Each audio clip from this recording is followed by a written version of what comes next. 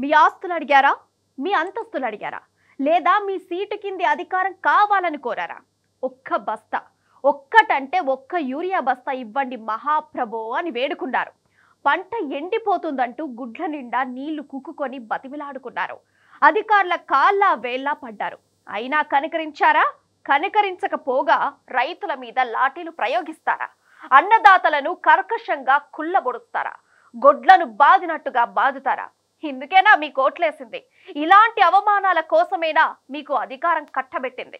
Urea కోసం పొద్దంతా queue లైన్లలో నిలబడి ఇక ఓపిక నశించింది. యూరియా ఎప్పుడిస్తారని అన్నదాత కన్నెర్ర చేశాడు. అంతే, ఆ మాత్రం దానికే పాలకుల కళ్ళు మండాయి. పోలీసులకు చకచక ఆదేశాలు వెళ్లాయి. యూరియా కోసం వచ్చిన రైతుల మీద కాకీలు క్రూరంగా ప్రతాపం చూపించాయి. నాగలి మోసే భుజాల మీద లాఠీలు చెలరేగిపోయాయి. మహబూబాబాద్ జిల్లా నర్సింహులపేట మండలంలో జరిగిన లాఠీ చార్జ్ ఘటన కాంగ్రెస్ పాలకుల నియంతృత్వానికి నిదర్శనం. అధికార పార్టీ అరాచకం పైన, పోలీసుల జులుం పైన రాష్ట్రమంతటా రైతులు నిప్పులు చెరుగుతున్నారు. ఇలాంటి పరిస్థితులు ఎందుకు రాష్ట్రంలో ఏర్పడ్డాయి? ఆలోచన చెయ్యుర్రి, అడుగుర్రి.